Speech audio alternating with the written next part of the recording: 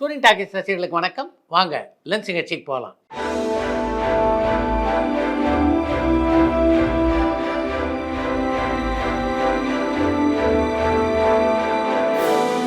என்னம்மா முதல் கேள்வி? சார், நீங்க கவிஞர் கண்ணதாசனோடவும் மெல்லிசை மன்னர் விஸ்வநாதன் ஐயாவோடவும் பேசியிருக்கீங்களா?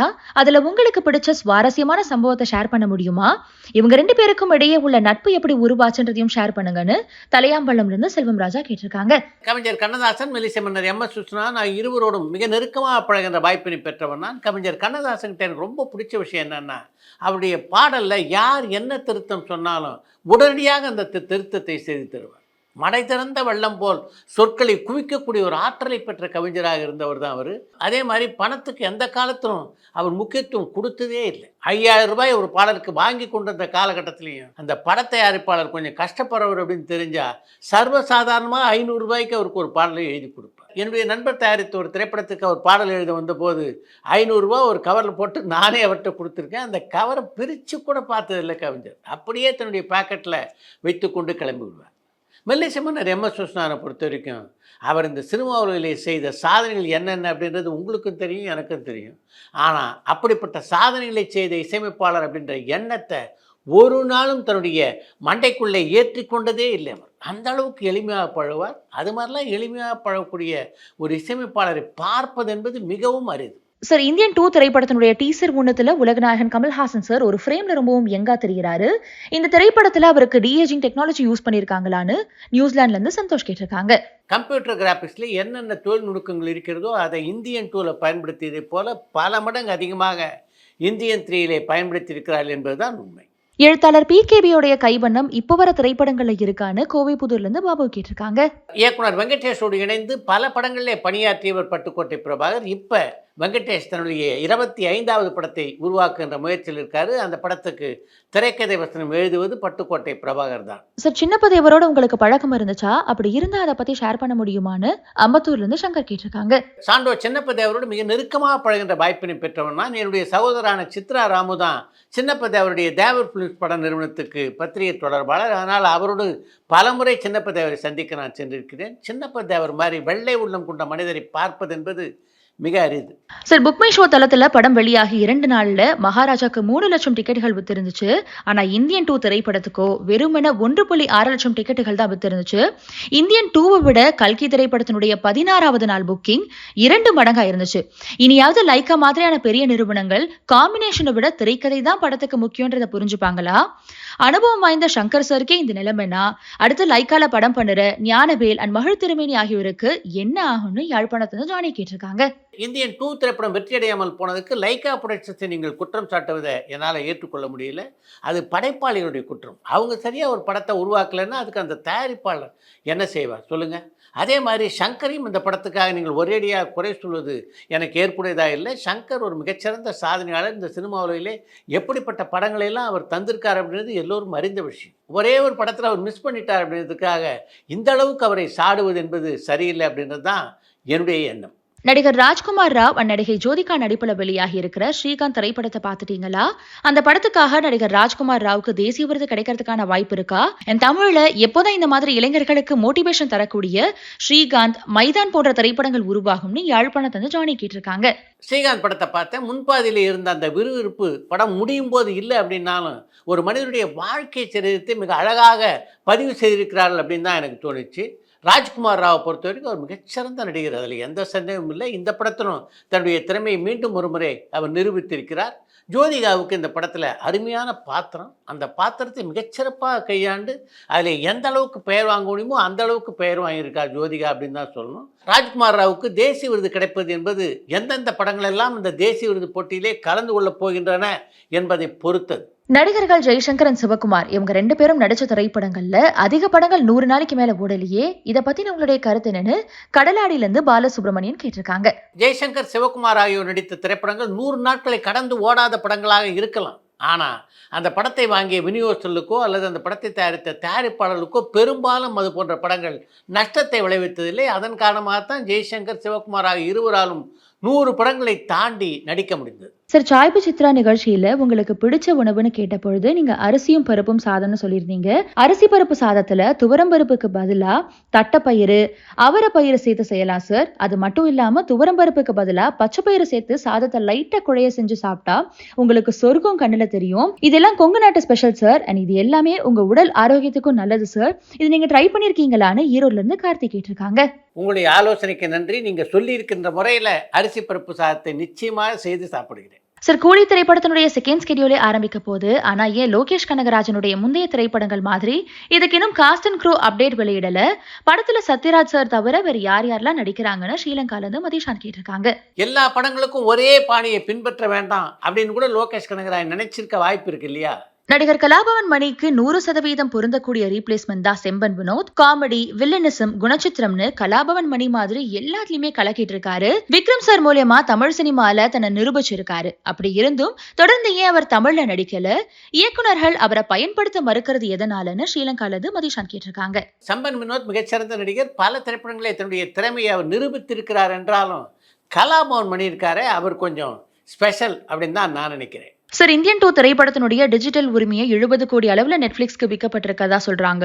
இப்போ அதிக கெடுபிடிகள்ல படங்களை வாங்குற ஓடிடி நிறுவனங்கள் இந்தியன் 2 திரைப்படத்தினுடைய ரிசல்ட்டுக்கு பிறகு இன்னும் அதிக கட்டுப்பாடுகளுடன் தானே படத்தை வாங்குவாங்க. இது தயாரிப்பாளர்களுக்கு அதிக சிக்கலை தானே தரும். அண்ட் டிஜிட்டல் நிறுவனங்களுமே வணிக நோக்கத்தோட தான் படங்களை வாங்குறாங்க. தொடர்ந்து சுமாரான திரைப்படங்களை வாங்குனா அவங்க தொழில் எப்படி முன்னேறும்? இது தயாரிப்பாளர்கள் உணர்ந்து அவங்க மேல இருக்கிற தவற உணர்வாங்களான்னு மட்டக்களப்புல இருந்து மயூரன் கேட்டிருக்காங்க.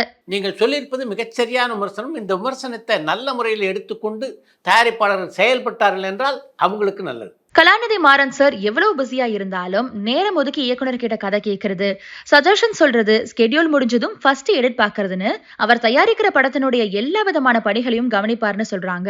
ஜெயிலர் ஆடியோ விழால படம் சரியா வரலன்னு தெரிஞ்சா கலாநிதி மாறன் சார் பட்ஜெட்டை குறைச்சிடுவார்னு சொல்லியிருப்பாரு. இனிவர காலங்கள்ல சுபாஸ்கரனும் இதை பின்பற்றுவாரா? கிரியேட்டிவ் சைட்ல எந்த விதமான அனுபவமும் இல்லாதவங்க லைக்காவை கவனிச்சிட்டு இருக்கிறதா இந்த நிலைக்கான காரணமான மட்டக்களப்புல இருந்து மயூரன் கேட்டிருக்காங்க. சுபாஷ்கரன் ஒரு பிஸியான பிஸ்னஸ்மேன், பல நாடுகளுக்கு பறந்து கொண்டிருப்பவர். அப்படின்னாலும் படத்துடைய டைட்டிலில் தயாரிப்புன்னு அவர் பேர் தானே வருது.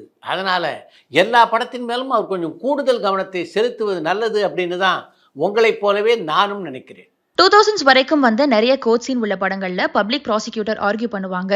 உதாரணத்துக்கு Rajini sir and Sivaji sir நடிச்ச படிக்காதவன்ல செந்தாமரை. அது ஒரு பிரைவேட் கேஸ். உண்மையிலே பப்ளிக் ப்ராசிக்யூட்டர் கவர்மெண்ட்காக வாதாடுவாங்களா இல்ல மக்களுக்காக வாதாடுவாங்களான்னு பாண்டிச்சேரியில இருந்து பெருந்தமிழன் கேட்டிருக்காங்க. பப்ளிக் ப்ராசிக்யூட்டர் என்பவர் அரசின் பிரதிநிதி அப்படின்றதுனால அரசினுடைய கருத்துக்கு ஏற்பதான் அவருடைய வாதங்கள் அமையும். இசைஞானி இளையராஜா சார் நட்புக்கு முக்கியத்துவம் தந்திருக்காரா? இவர் வெளிநாட்டுக்கு போய் இசையமைச்சிருக்காரா? இவரோட குடும்பத்தோட வெளிநாடு சுற்றுலா போயிருக்காரான்னு சென்னையில இருந்து சந்தனகுமார் கேட்டிருக்காங்க. இளையராஜா பல வெளிநாடுகளுக்கு சென்று இசையமைத்திருக்கிறார். அது மாதிரி தன்னுடைய குடும்பத்தினருடன் பயணங்களையும் மேற்கொண்டிருக்கிறார். நட்பு வளையத்தை பொறுத்த வரைக்கும் முன்பிருந்த அளவுக்கு அவருக்கு இப்போது நட்பு வளையம் இருப்பதாக சொல்ல முடியாது. அந்த விஷயத்தில் மட்டும்தான் அவர் அந்த அளவுக்கு இப்போது கவனம் செலுத்துவதில்லை. இசையமைப்பாளர் இளையராஜா சார் தன்னுடைய பயோபிக்கை எடுக்க எப்படி சம்மதிச்சாரு? அதுக்கு காரணமா அமைஞ்சது யாருன்னு சென்னையில இருந்து சந்தனகுமார் கேட்டிருக்காங்க. இளையராஜாவை பற்றி ஒரு பயோபிக் உருவாக வேண்டும் என்ற கருத்து தலைவரையிலே பல ஆண்டுகளாக இருந்து கொண்டிருக்கிறது. இளையராஜாவுடைய நெருங்கிய நண்பர்கள் எல்லோரும் ஒன்று சேர்ந்து அவரை வற்புறுத்தித்தான் இந்த பயோபிக்கு சம்மதிக்க வைத்திருப்பார்கள் என்று நான் நினைக்கிறேன். 1967ஆம் ஆண்டு Sivaji sir, Padmini ma'am, KR Vijaya ma'am நடிச்ச இருமலர்கள் அண்ட் பாலாடை ஆகிய திரைப்படங்கள்ல எது வெற்றி படமா அமைஞ்சதுன்னு சென்னையில இருந்து கௌஷிக் கேட்டிருக்காங்க. இருமலர்கள், பாலாடை ஆகிய 2 திரைப்படங்களில் இருமலர்கள் திரைப்படம் மிகப்பெரிய வெற்றி படமாக அமைந்தது. ஆனால் பாலாடை வெற்றி படமாக அமையல. பெரிய பட்ஜெட் படங்களுக்கு வலதுசாரி அல்லது இடதுசாரி சாயம் பூசி அதோட வெற்றியை ஒரே நாள்ல அடிச்சு துவம்சம் பண்ற சமூக வலைத்தளங்களுடைய சமீபத்திய போக்கு எனக்கு அச்சம் அளிக்குது. உதாரணத்துக்கு கல்கி அண்ட் இந்தியன் ஆகிய திரைப்படங்களை சொல்லலாம். இனிமே பெரிய பட்ஜெட்ல படம் எடுக்கிறவங்க அரசியல் மற்றும் மதம் சார்ந்த படம் எடுக்கிறத தவிர்த்தால் ஒழிய அவங்களால இண்டஸ்ட்ரியில சர்வைவ் பண்ண முடியாதுன்ற என்னுடைய கருத்தை ஏத்துப்பீங்களான்னு மதுரையிலிருந்து முரளி அனுகிரகா கேட்டிருக்காங்க. உங்களுடைய கருத்திலே எனக்கு உடன்பாடு இல்லை. இடைவேளைக்கு பிறகு முடிய வேண்டிய ஒரு படத்தை எதிர்பார்த்ததை விட ஃபுட்டேஜ் கொஞ்சம் அதிகமானதுனால அதை 3ஆம் பாகமா மாத்தி அதே சமயத்துல 2ஆம் பாகத்தையும் ஒரு முழு படமா மாத்துறதுக்காக அதை ஜவ்வா இழுத்து வச்சிருக்கிறத எப்படி ஒரு ஆரோக்கியமான சினிமாவா பார்க்க முடியும்னு மதுரையில இருந்து முரளி அனுகிரகா கேட்டிருக்காங்க. இந்தியன் 2 படத்தை பார்த்த பலரது கருத்து உங்களுடைய கருத்தை ஒத்ததாகத்தான் இருக்கிறது. இந்தியன் 2, இந்தியன் 3 ரெண்டையும் இணைத்து ஒரே படமாக உருவாக்கியிருந்தால் நிச்சயமாக மாபெரும் வெற்றி படமாக அந்த படம் அமைந்திருக்கும் அப்படின்றதுதான் இன்றைக்கு திரையுலகிலே உள்ள பலர் செய்கின்ற விமர்சனமாக இருக்கிறது. படையப்பா திரைப்படத்தினுடைய ஃபுட்டேஜ் கொஞ்சம் அதிகமாகிட்டதுனால அதை 2ஆம் பாகமா மாத்தலாமான்னு இயக்குனர் KS Ravikumar sir Kamal Haasan sir கிட்ட கேட்டபோது, வேணா, ரசிகர்கள் அதுக்கு இப்போ தயாரா இல்ல, தேவையில்லாத காட்சிகளை கண்ணை மூடிட்டு வெட்டி எறிஞ்சிருங்கன்னு சொன்னாரு. இப்ப இந்தியன் பார்ட் 2 திரைப்படத்துல இதை சொல்லாததுக்கான காரணம் என்னன்னு மதுரையில இருந்து முரளி அனுகிரகா கேட்டிருக்காங்க. ஏதோ ஒரு புள்ளியில் இந்தியன் 2 திரைப்படம் ஒரு விதமான மயக்கத்தை ஏற்படுத்தி இருக்கிறது அப்படின்னு தான் நான் நினைக்கிறேன். அப்படி இல்லைன்னா இயக்குனர் சங்கர், கமல்ஹாசன் இருவரும் இணைந்து இப்படி ஒரு படத்தை தந்திருப்பார்களா?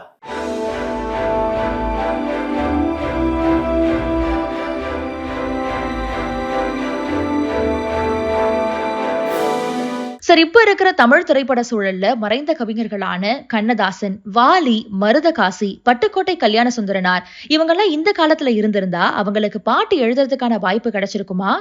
ஏன் கேட்கிறேன்னா, இப்போ பெரும்பாலும் வர பாடல்கள் கதாநாயகர்களோ அல்லது இயக்குநர்களோவே எழுதிடுறாங்க. அண்ட் பல பாடல்கள் அர்த்தமுள்ளதாகவும் இருக்கிறது இல்ல. இதை பத்தி உங்களுடைய கருத்து என்னன்னு தலையாம்பள்ளம்ல இருந்து செல்வம் ராஜா கேட்டிருக்காங்க.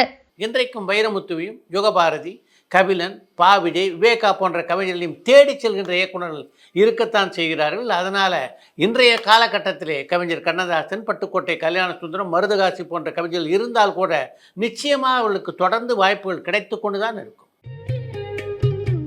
அடுத்து இன்று ஒரு தகவல். தமிழில் கை கட்டியது வாய் கட்டல அப்படின்னு ஒரு பழமொழி உண்டு. அந்த பழமொழிக்கு சான்றாக பல சம்பவங்கள் தமிழ் சினிமாவில் நடைபெற்றிருக்கின்றன. அப்படி ஒரு சம்பவத்தை தான் இன்றைக்கு நான் உங்களோடு பகிர்ந்து கொள்ள இருக்கிறேன். புரட்சித் தலைவர் எம்ஜிஆர் கதாநாயகன் நடித்த ராஜகுமாரி படத்தை தொடர்ந்து கலைஞர் மு. கருணாநிதி வசனம் எழுதிய 2வது படம் அபிமன்யு. அந்த படம் வெளியான போது அந்த படத்தினுடைய டைட்டிலில் கலைஞர் மு. கருணாநிதியுடைய பெயர் இடம்பெறவில்லை.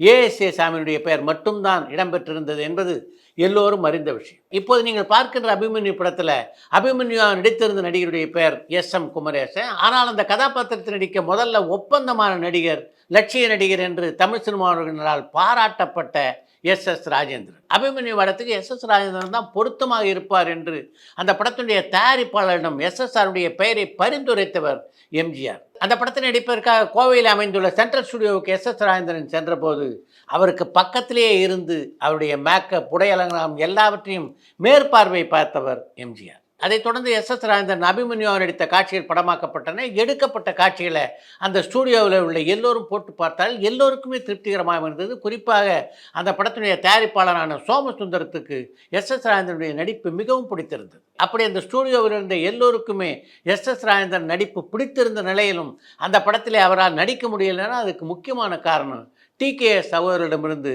அந்த படத்தினுடைய தயாரிப்பாளருக்கு வந்த நோட்டீஸ். SS ராஜேந்திரனை பொறுத்த வரைக்கும் அவர் எங்களுடைய நாடக குழுவிலே ஒப்பந்த நடிகர்.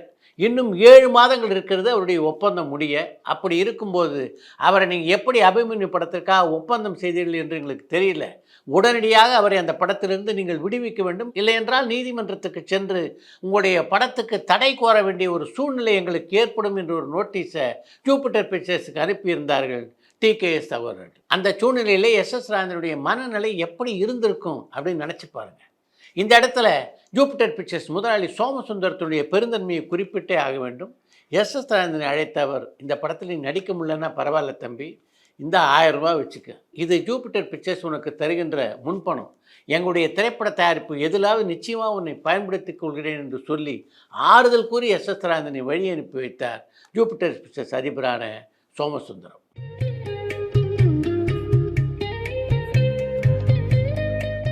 இத்துடன் லஞ்ச் நிகழ்ச்சி நிறைய பெறுகிறது. மீண்டும் அடுத்த லஞ்ச் நிகழ்ச்சியிலே சந்திப்போம். பரபரப்பான சினிமா செய்திகள், நட்சத்திரங்களின் பேட்டிகள், சினிமா வரலாறு ஆகியவற்றை பார்க்கவும் படிக்கவும் உங்களுக்கான இணையதளம் tourantalkies.co.